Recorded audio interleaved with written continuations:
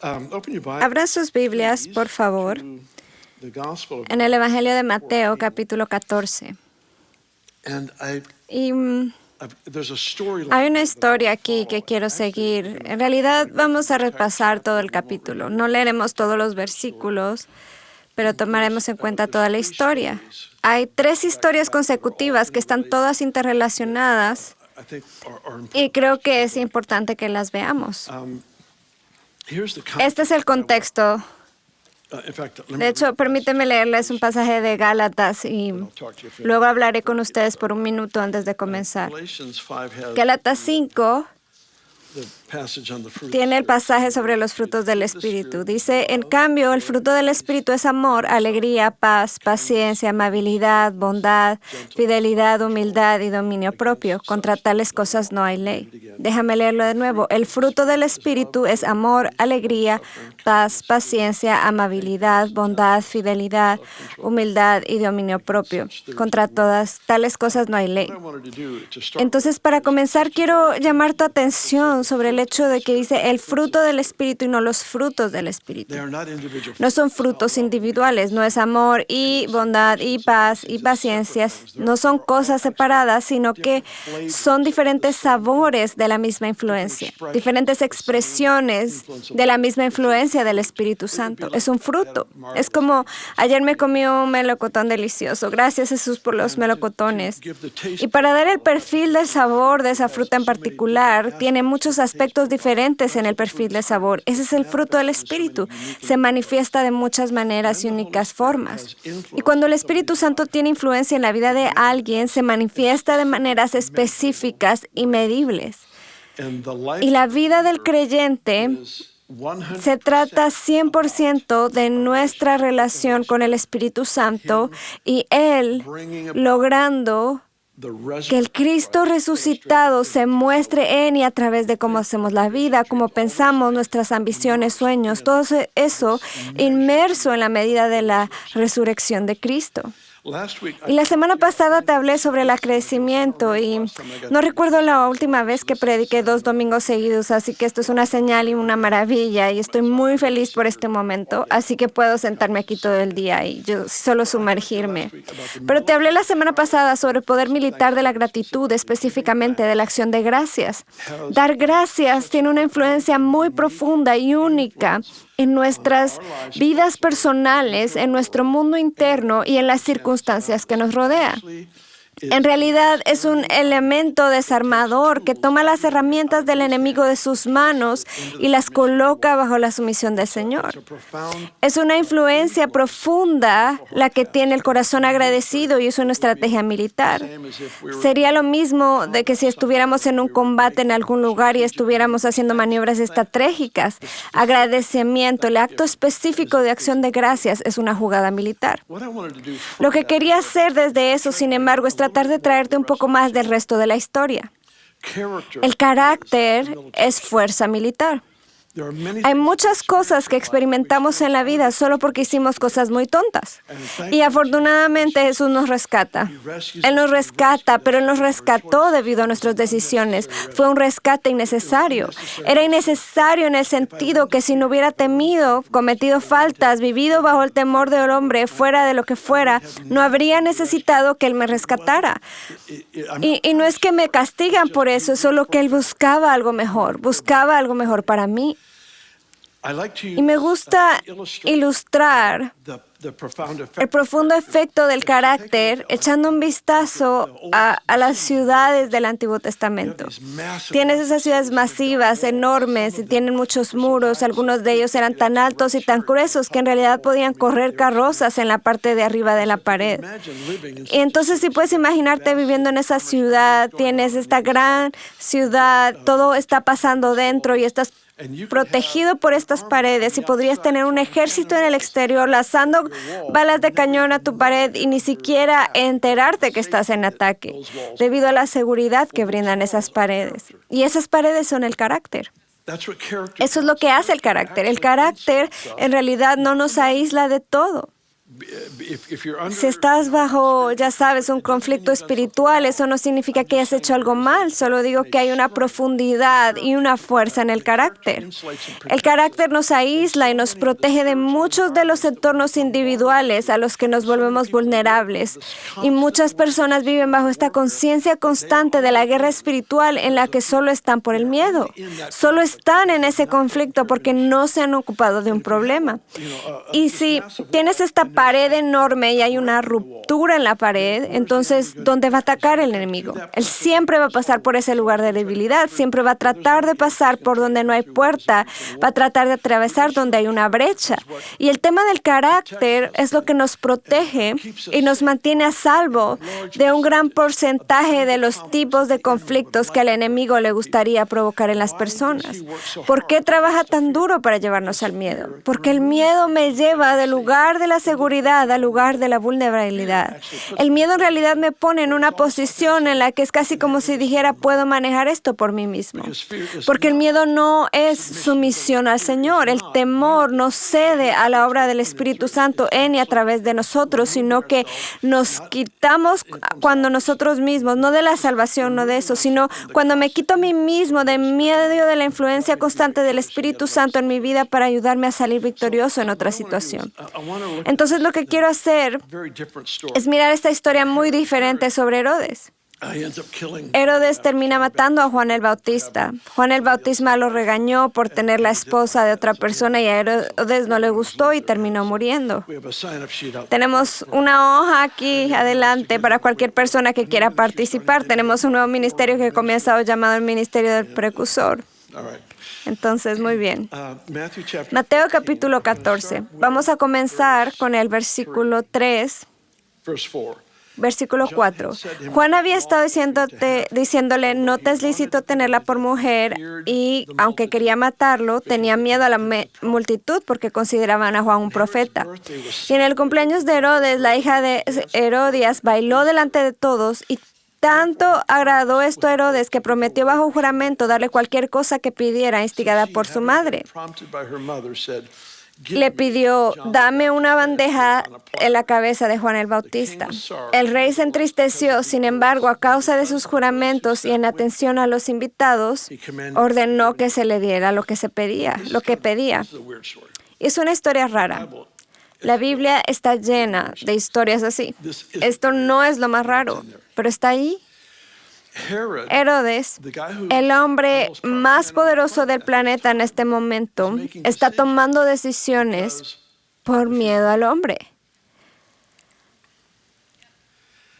Nadie está fuera del alcance del miedo al hombre. Lo ves con los fariseos. Se les preguntaba, Jesús les hacía una pregunta y se negaban a responder porque tenían miedo de la multitud. Saúl, el rey Saúl en realidad comenzó como un líder humilde, pero cayó en problemas porque no quería tomar una decisión cuando la gente estaba pensando en otra cosa. Y culpaba al pueblo, el pueblo preservó las ovejas, la gente hizo esto, la gente hizo aquello. Y había esta lucha constante que tenía en su propio corazón debido a una inseguridad. Y la inseguridad es seguridad incorrecta expuesta. La inseguridad es un regalo cuando lo ves, porque Él está exponiendo, tienes una seguridad equivocada.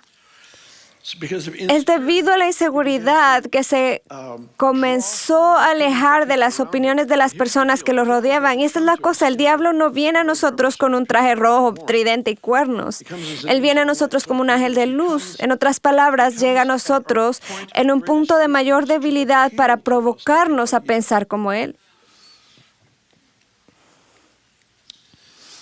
El miedo al hombre se disfraza de sabiduría. El miedo al hombre es, necesito ser humilde, necesito someterme a consejo, asegurarme de recibir estos comentarios. El problema es que el miedo al hombre siempre te llevará en dirección opuesta a lo que el Espíritu Santo está diciendo que hagas. La respuesta no es volverse insensible hacia las personas. Esa indiferencia o insensibilidad es lo contrario del amor. No es en absoluto a lo que Dios nos ha llamado, pero hay un discernimiento con el temor de Dios que no se obtiene con el temor del hombre. El miedo al hombre distorsiona y pervierte nuestra percepción de las situaciones, de las personas y de las circunstancias. El miedo al hombre en realidad distorsiona la forma en que vemos y razonamos una situación dada.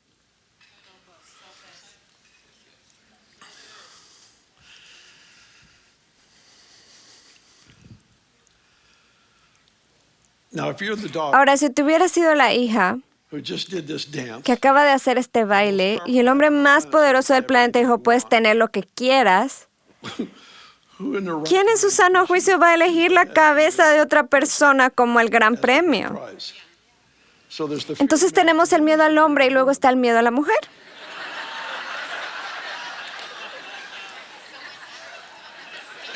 Amén. Amén. La mayoría de las personas que más me asustan son mujeres, todas. Pon a Heidi en la lista y siempre sube de ahí Tracy, todas ellas. Honestamente, ¿qué poseyó a una mujer que cuando podía elegir cualquier cantidad de cosas para vivir bien por el resto de su vida, eligió la cabeza de un profeta en un plato? Se llama el miedo al hombre. El miedo al hombre distorsiona los valores. Personalmente creo que los 3 asesinos número 1 de nuestra fe o nuestro estilo de vida, de avivamiento, son la amargura, resentimiento, la decepción, no saber cómo manejarla y el miedo al hombre. Esas 3 cosas socavan el estilo de vida de un creyente lleno de fe de maneras que no puedes creer, y es el caballo de Troya. Abrazamos la sabiduría y permitimos que el enemigo entre en nuestro campamento, si lo piensas así, en nuestro consejo, y comenzamos a pensar en maneras que son contrarias a lo que parece la obediencia radical.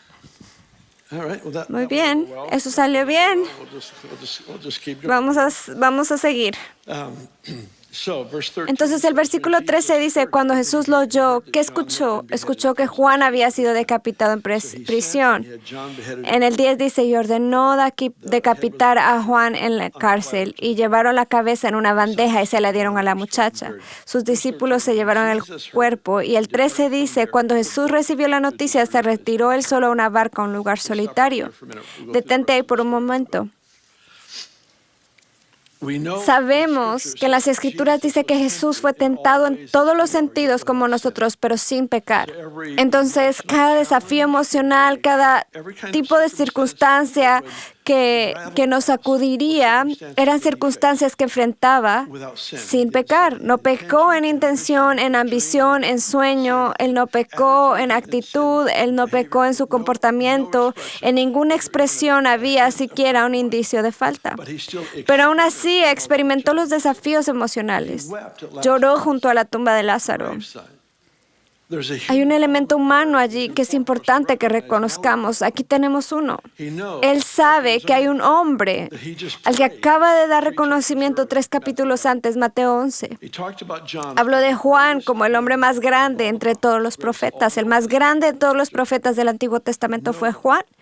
Nadie era de la calidad, estatura de Juan. Jesús tenía un valor, una afinidad, un respeto por este hombre. Y ahora este hombre acaba de morir por él. Y no quiero pretender saber lo que está pasando en el corazón de Jesús. Todo lo que sé es que esto sucedió y él sabía que tenía que ir a orar. ¿Qué haces cuando tienes una pérdida, una decepción o un accidente sin respuesta? ¿Qué pasa cuando alguien acaba de sufrir por una decisión que tomaste? Jesús se enfrenta a esto e inmediatamente va a orar.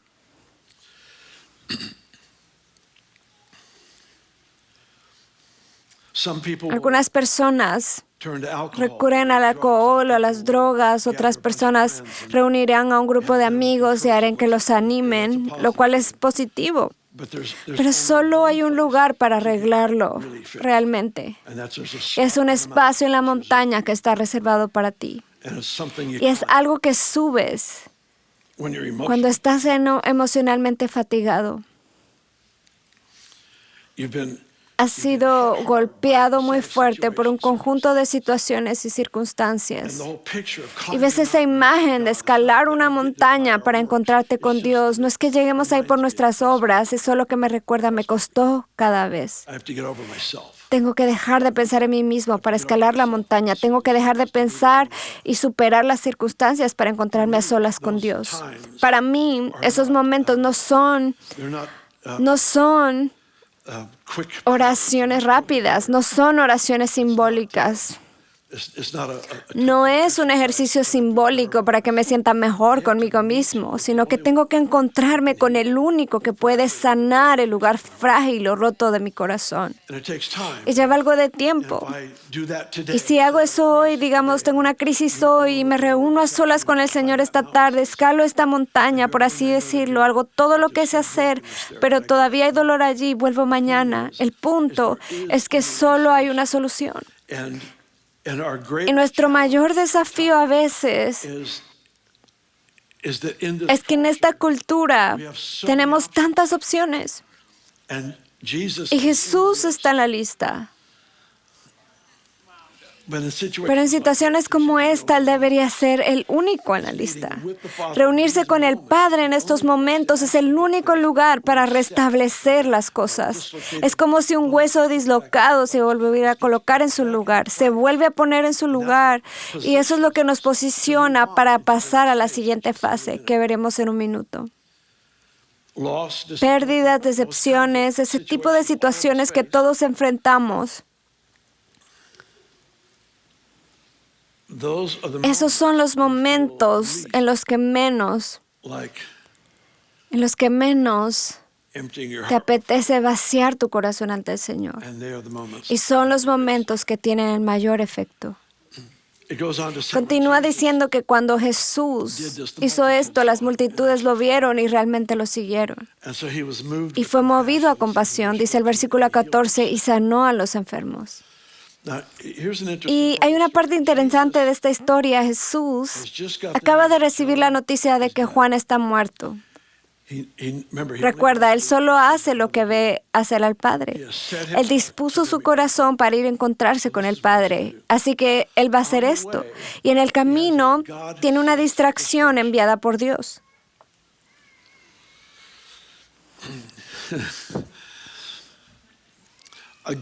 Una distracción enviada por Dios. Dios, el Padre, no es de doble ánimo. Pero esto es lo que hace. Es importante que reconozcamos cuando Dios envía algo para hacer que no se siente conveniente. Este es mi tercer intento. Todavía no lo he dicho muy bien, pero quiero seguir intentando. Y quién sabe, el cuarto servicio, tal vez ya no te importe lo que yo diga, pero hay algo acerca de tener esta dirección del Padre y luego hay una distracción. Aquí hay otro punto. Jesús vino sabiendo que no iba a ministrar a los gentiles ni a ministrar a los samaritanos. Le dijo a sus propios discípulos, no lo hagan, tenemos que hacer con los judíos. Y luego, entonces Él está en un pozo. Y hay una mujer samaritana allí, a quien Él toca profundamente. ¿Por qué? Él ve una fe en ella que sabe que solo puede provenir del Padre. Así que Él sabe, esto es lo que el Padre está haciendo. Ella regresa a la ciudad, hace que toda la ciudad aparezca. Jesús va allí y pasa 2 o 3 días en una ciudad. Le dijo a sus propios discípulos, no vayas. ¿Por qué? Porque fue una distracción dada por Dios. ¿Estás tan atascados en tu rutina que te perdiste un momento divino?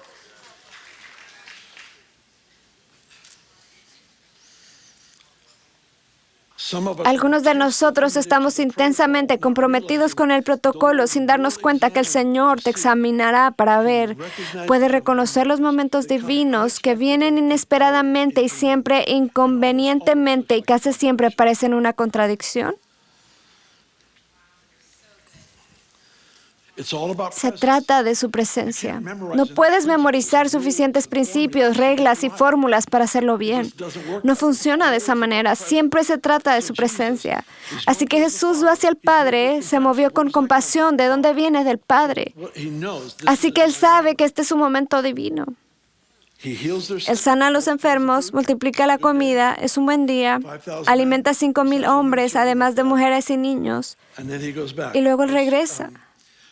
El versículo 22 dice, Jesús hizo que los discípulos subieran a la barca y se adelantaran al otro lado mientras él despedía a la multitud. Hay un momento en que la prioridad de encontrar a Dios es mayor que todas las demandas y oportunidades del ministerio. Y es solo sabiduría saber eso. He estado tratando de aprenderlo durante 50 años y siento que todavía estoy en el kinder. No es fácil. No siempre es fácil. No es que apruebes o no, es solo que a medida de gloria puedes vivir. Esa es la prueba constantemente. ¿Bajo qué medida podemos vivir de gloria?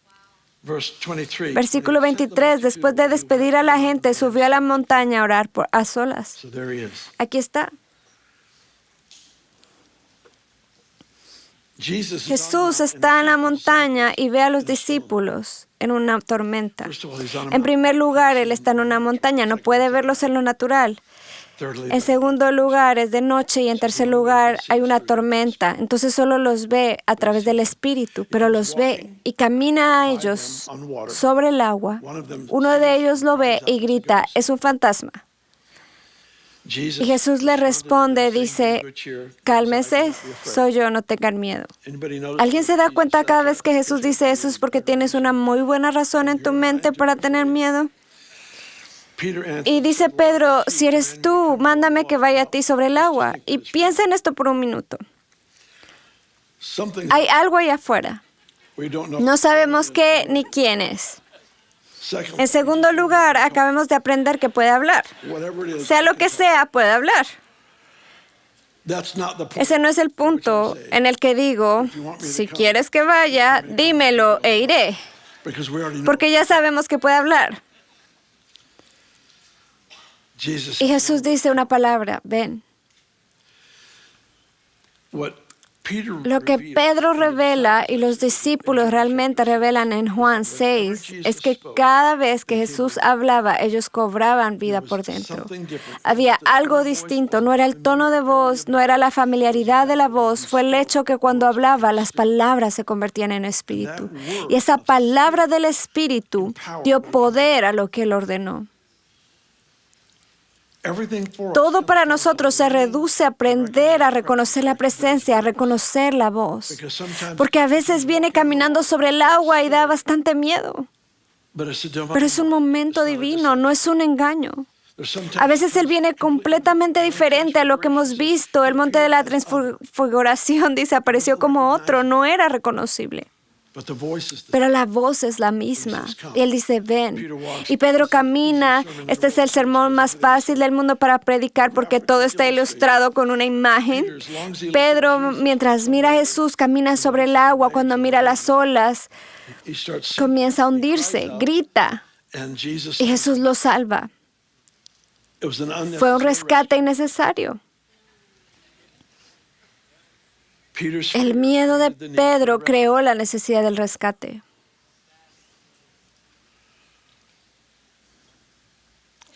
Cuando vio el viento y vio las olas, tuvo miedo. Tendemos a escribir libros sobre las olas y el viento. Escribimos canciones y sermones al respecto. En lugar de darnos cuenta de que está compitiendo por mi atención en contra de aquel que me mantiene a flote. Cualquier cosa que compita por tu atención, compite por tu afecto. Cualquier cosa que busque llamar mi atención, en última instancia busca obtener mi afecto. Un compromiso sincero con esto, este pensamiento, esta idea, esta forma de vida. Siempre es una batalla por la adoración.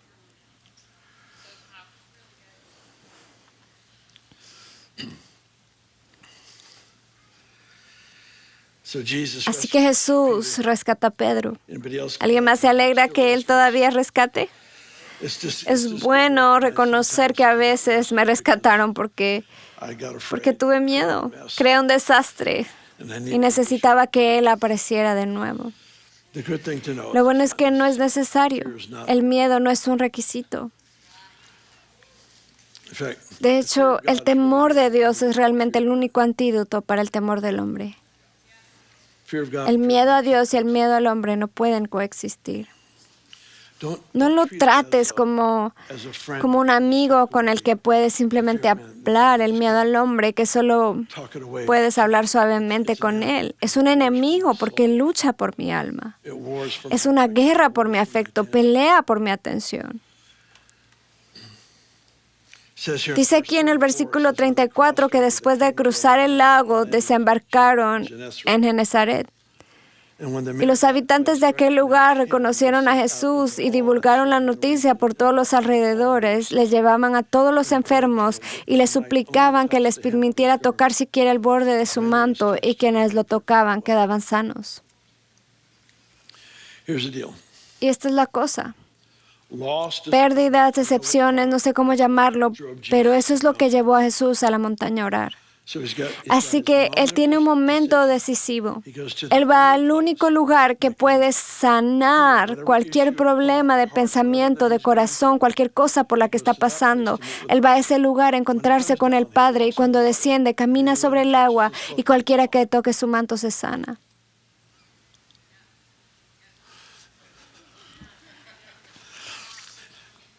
Está en un momento. Se encuentra con el Padre, camina sobre el agua, y cualquiera que toque su manto es sanado. Siempre tiene un plan. Ve que nuestros mayores avances, nuestras mayores expresiones del Evangelio y de nosotros entrando plenamente en lo que Dios nos ha llamado a hacer y hacer, están al otro lado de la cima de una montaña, encontrarnos con Dios después de una pérdida o decepción. Él está usando bien la pérdida, usando bien las decepciones, usando bien la traición, usando lo que sea que hayas experimentado para estar solo. No me opongo al consejo, por favor, entiéndeme. Pero a veces, solo a veces, queremos escuchar algo que nos alivie de otro ser humano en vez de ser realmente consolados, en lugar de realmente curarse.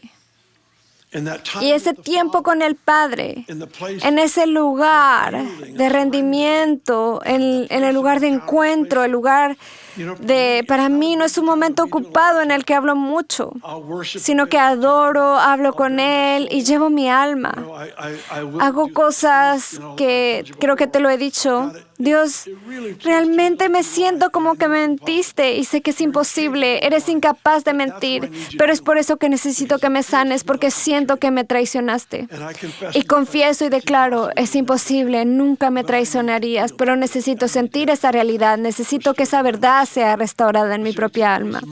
Y entonces tomas esos momentos y aparte de eso no hay mucha conversación. Para mí es mucha adoración, es mucho afecto, es acerca de rendirse en adoración en esos momentos.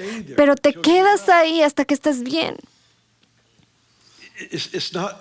No es una reunión de oración de 5 minutos. Es un encuentro interminable con el único que ve los detalles de lo que está pasando dentro de mí. Yo no lo veo. Conozco el dolor, pero no sé qué está pasando. Yo no sé las respuestas. Puedo citar todos los versículos que conozco, pero eso no necesariamente va a arreglar algo. Lo que necesito es tener un asiento reservado para mí en la montaña. Tiene mi nombre. Y el único lugar al que puedo ir para restaurar y sanar esto y ponerme en el lugar para ver a todos caminando sobre el agua, sanados por su manto y ese tipo de cosas, está al otro lado de la montaña.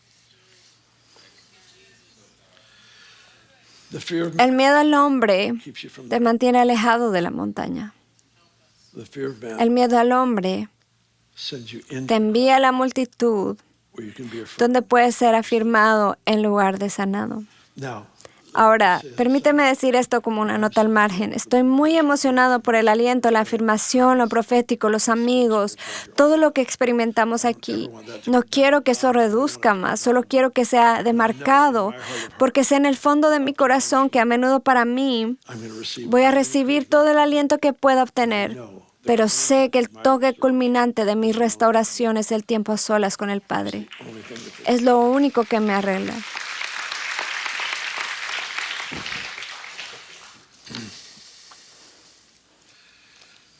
Muy bien. Por lo tanto, como pueblo escogido de Dios, santo y amado, revístanse de afecto entrañable, de bondad, humildad, amabilidad, paciencia, de modo que se toleren unos a otros y se perdonen, y si alguno tiene una queja contra el otro, así como el Señor los perdonó, perdonen también ustedes. Este pasaje me llamó la atención esta mañana. Es un lugar un poco raro para terminar este mensaje como este, pero me gusta porque el versículo comienza como pueblo escogido de Dios, revístete. Es intencional. Cuando me levanté esta mañana, sé que te sorprenderá, pero me vestí yo mismo. Sí. De hecho, saqué la camisa del closet y todo. Los calcetines, todo. Y fue intencional. Puede que te guste o que no, pero fue intencional de mi parte. Me puse, ¿sabes qué me puse hoy? Lo que quería usar. Eso es lo que usé hoy. Usé lo que quería usar, fue intencional. Tomé la decisión. Y este pasaje dice, porque ustedes son los elegidos de Dios, tienen un closet que otras personas no tienen. Puedes morir de hambre con $1 millón en el banco si no haces retiros. Tu muerte es tu culpa. Esto dice, ustedes son los elegidos de Dios. La duda proviene de olvidar quién nos llamó. La duda solo ocurre en el corazón que ha perdido de vista aquel que camina sobre el agua, no las olas. Los elegidos de Dios, revístete. Vestirse es la palabra realmente. Vístete con amabilidad. Vístete con piedad. Vístete con paz. Vístete, ponte estas cosas antes de salir de la casa. Vístete con estas cosas. ¿Por qué? Porque este mundo tiene derecho a ver quién es Jesús. Él está vivo, Él resucitó, Él es el mismo ayer, hoy y por los siglos. Y son los creyentes que han elegido no vivir contaminados por el miedo al hombre, los que abrazan plenamente el temor de Dios y viven en ese temor. El temor de Dios no nos aleja de Él, nos encariña con Él. Ok, ponte de pie.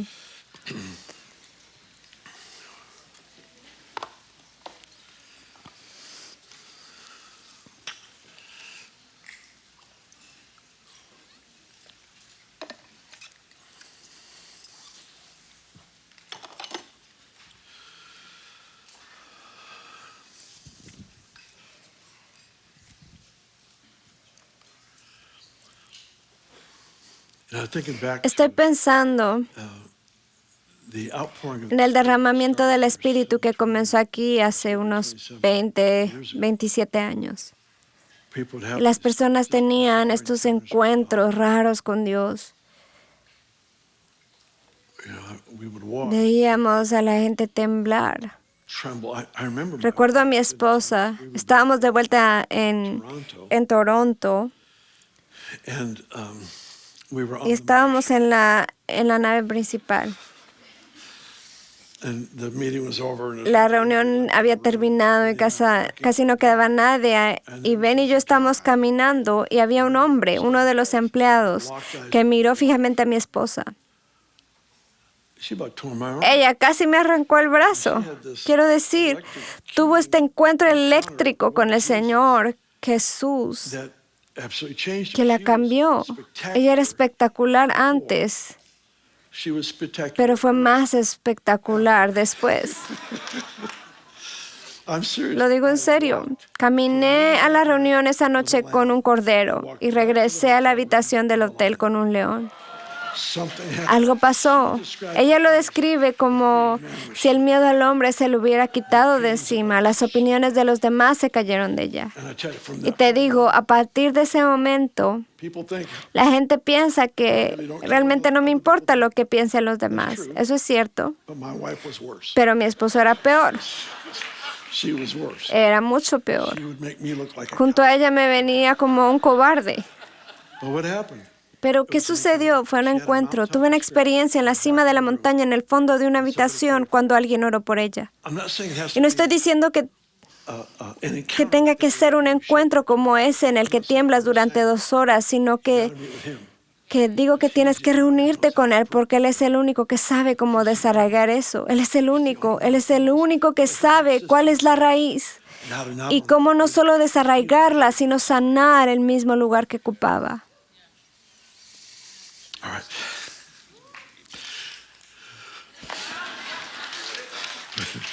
Just put your hands in front of you. Pon tus manos frente a ti.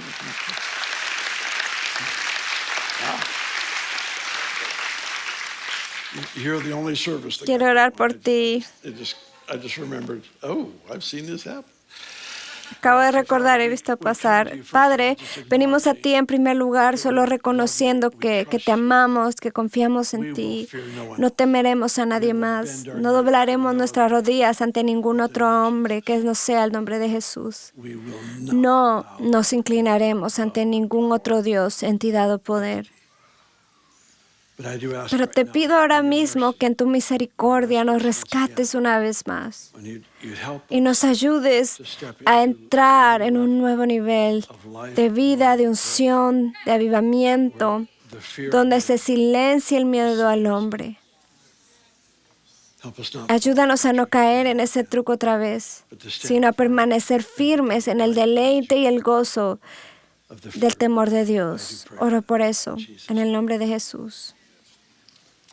Y quiero preguntarte algo. Si hay alguien que nos ve que nunca ha hecho un compromiso personal con Jesús realmente para que Él sea tu Salvador, tu Señor, tu Maestro, si ese eres tú, ponlo en los comentarios donde sea que estés y quiero reconocerte.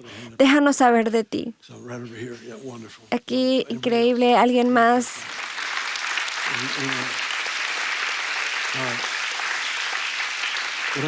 Quiero decirte que tenemos personas que conocemos y confiamos y te voy a pedir que lo pongas en los comentarios y hablarán contigo y orarán contigo. El Evangelio de Jesucristo es una buena noticia. Es el hecho de que realmente Jesús tomó nuestro lugar, recibiendo el castigo por nuestro pecado para que pudiéramos entrar en ese lugar de vida eterna. Te invito a volver tu corazón al Señor Jesús y decir, te recibo como mi Señor y Salvador. Me aparto de cada área de mi vida que no te honra y viviré intencionalmente para servirte, honrarte y celebrar quién eres como mi Señor y Salvador.